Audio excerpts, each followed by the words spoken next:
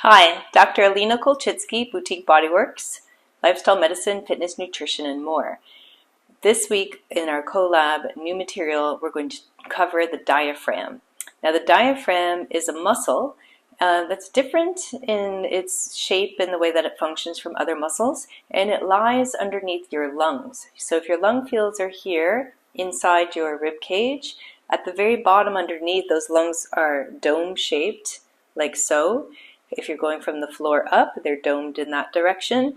And so the diaphragm lays underneath that, and it helps to control inspiration, or when you inhale air, and expiration, when you get air out of your lungs. So they're really important. It's a really important muscle for helping lung function. However, it has other functions as well, and it can create abdominal pressure inside of that cavity. So we call it intra-abdominal pressure because it's inside the abdominal cavity where your organs lie. And so if our diaphragm descends to allow more air into the lungs, it will create some pressure down below. And then as you exhale and let that air go out, you're going to allow more space for your organs below in the abdominal cavity. So the pressure in the abdominal cavity also affects pressure in the pelvic region, where you have your pelvic organs, including your bladder, and for women, the uterus, and the lower colon, intestine, or colon and rectum. So those organs that help to eliminate the bowels can get affected by pressure from above, and it can come as far up as the diaphragm and the lung function. So we're going to get a little more deep into that, but let's watch this quick video just to get a better sense of the anatomy. We'll be right back. Let's have a closer look at the diaphragm. I have it isolated and highlighted here. It's yellowish in color. So notice that it is dome-shaped, and we can take several different angles to view this. So we turn it to the side, you see it through the ribs, underneath. See how it is like a dome that has two mirror image sides, a bit open at the front and more covered at the back. This is because of the organs that sit underneath it from the abdominal cavity. So your digestive organs sit underneath this diaphragm, and above it sit your lungs. So this is muscle tissue. If you like, you can read here where the origin and attachments are, insertion, the view from behind again. So you can see how large it is, like it spans there from the mid-back towards the lower mid-back. And notice how many vertebrae that it attaches to here in the front. So it attaches all the way down through some of the lumbar segments of your vertebra. So those bones of the spine are coming down all the way. And here's your omentum. It covers all of that like yucky looking stuff that looks like mucus, like someone blew their nose. That is the omentum. It covers all of the abdominal organs for digestion. So I just removed it. These are the lungs, this nice pink color.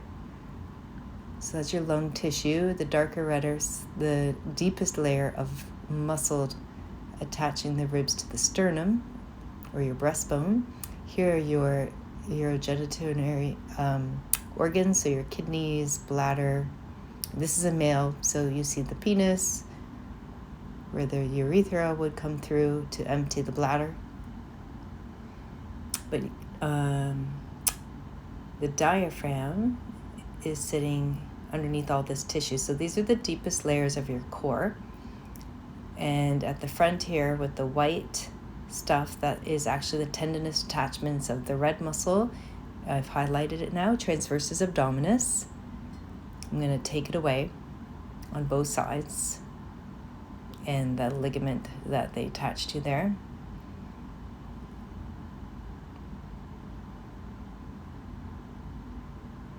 And down below are those pelvic floor muscles.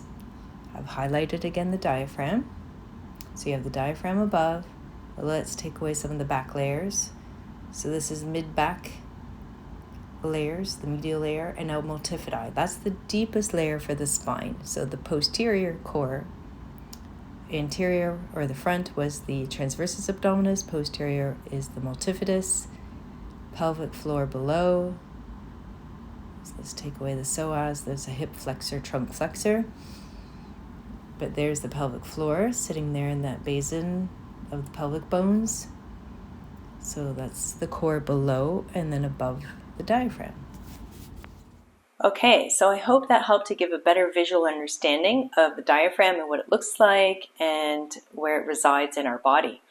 And so now that we understand that and that it helps to expel air out of the lungs, and when it relaxes and therefore allows air into the lungs and descends, it affects pressure in your abdominal cavity and in the pelvic cavity. And so that can affect your pelvic floor.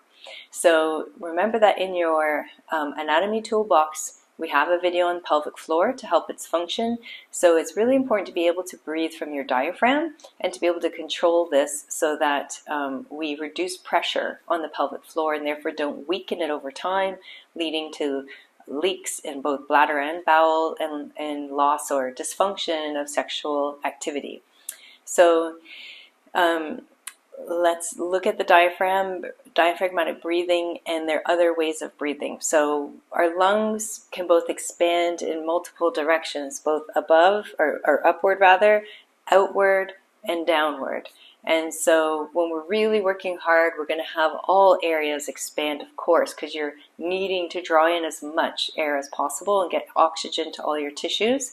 But when we're stressed, we tend to breathe up here and not down here at our diaphragm.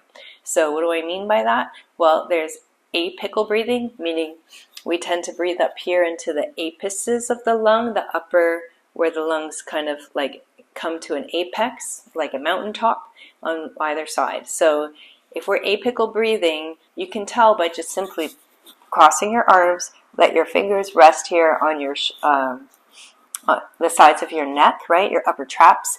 And if you're breathing, you see that up and down rise. That's apical breathing. So that can happen, sure, if you've just done a run or something really strenuous, or when people are really in distress, like when people are having a panic attack, you can see that kind of distress, and people hyperventilate in those situations, and you see that distress. So it's not an area we really want to be breathing in.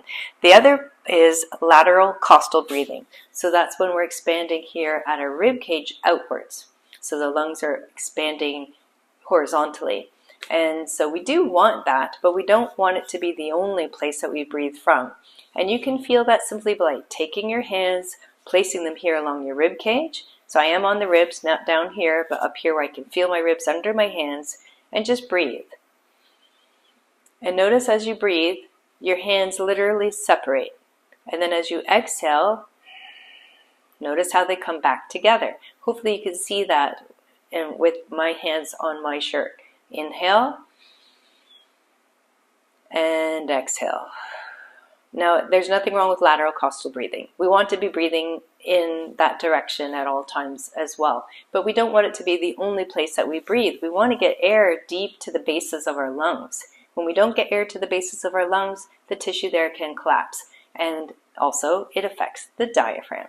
So that's why I go into the weeds here a little bit about the lungs, because it's really a tight connection in terms of anatomical function between the diaphragm and the lungs. So now we get to diaphragmatic breathing, or breathing into the base of your lungs. So the best place to know or have feedback if you're doing it or not doing it is by placing your hands on your belly. So relax your belly like a Buddha belly, let it go round, and then you're going to let yourself inhale deeply and then exhale. It may be a little bit harder to see with my hands in my shirt, but let me. So again, I'll inhale and exhale. Hopefully you can see that my hands, as I exhaled, came closer in towards my body. Inhale. See how they went out, and exhale. See how they go in and down. So that's diaphragmatic breathing. That means we're getting air down into the base of our lungs. That diaphragm is descending to allow that air to get deep into the bases of your lungs. It may seem paradoxical at first. People feel like it sounds a bit unnatural, but if you think about it, if you really take a moment to think about it, it makes sense. Because again, our lungs expand this way, out to the sides, and down to allow air in. And so for them to be able to descend and fill with air, the diaphragm must relax and descend so that it gets out of the way of the lungs.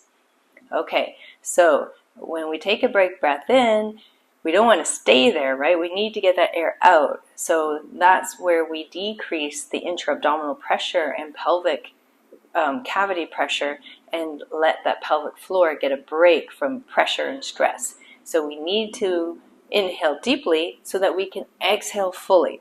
Because if you keep adding air, but never really fully get it in, you can't get it all out. Or you can just end up like storing that air and not fully expelling it if you're just doing these quick little short breaths, which is what happens when we're stressed or if we're panicking and panting. So again, we want to have nice, slow, relaxed breathing, inhaling deeply and exhaling deeply to follow. Don't worry about numbers. Just see if you can get that rise outwards with your hands on your belly and then that descending or that hands coming back in towards yourself as you exhale fully and slowly. Slow is the word to focus on here. Okay, so let's try it again. So hands on your belly, inhale, and exhale fully and slowly. And again, inhale, and exhale.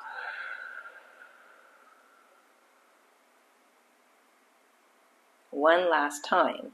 Inhale and exhale.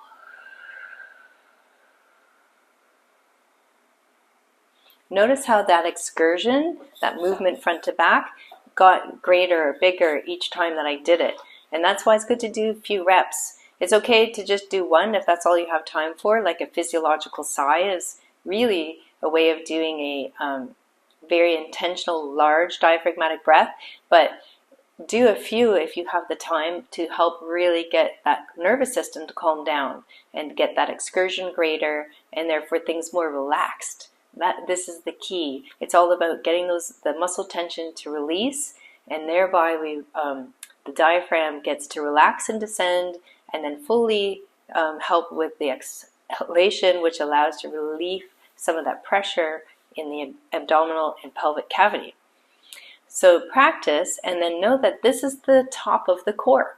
So as we have talked about sometimes, we have the core has 4 sides, right?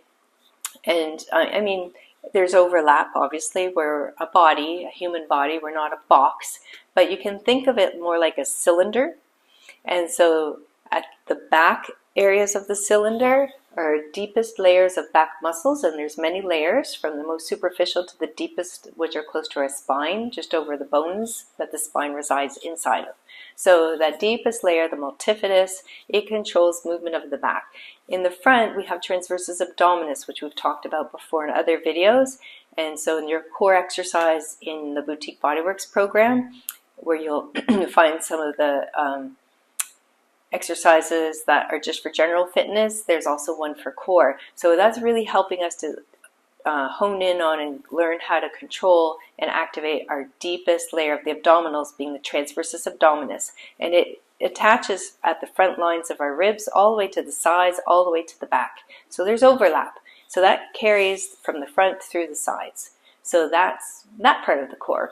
Then from below, we have that hammock or sling of muscles that are layered to create the pelvic floor, and they help from the bottom to keep contents in the pelvic region where they should be and to help them function. And they connect also here at your hips, so they can refer pain into the hip and groin and even to the low back, because of where those attachments of various muscles can come into. Then from above that cylinder is the diaphragm. And it's that dome-shaped muscle, and it controls air in and out of the lungs. And if we do allow ourselves to inhale deeply and exhale fully and slowly, it allows that muscle to do what it needs to and relax and release tension and reduce pressure in the cavities below, where our organs, both for digestion and for pelvic function, reside. I hope that makes sense. So again, just 3 breaths. You could do it seated, you could do it laying down, you could do it standing.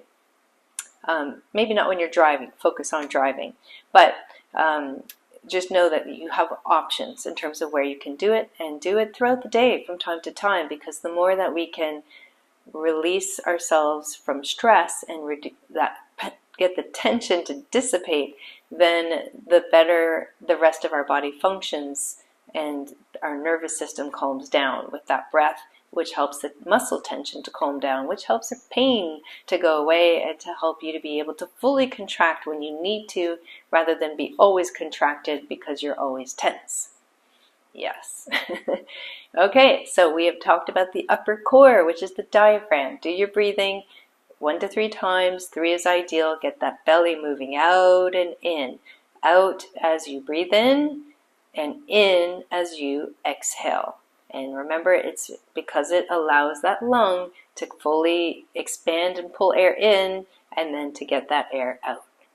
Thank you. Remember to check your other videos, and please don't share. This is just for you, my subscribers, but do encourage others to subscribe perhaps if you think they would benefit from this video and others.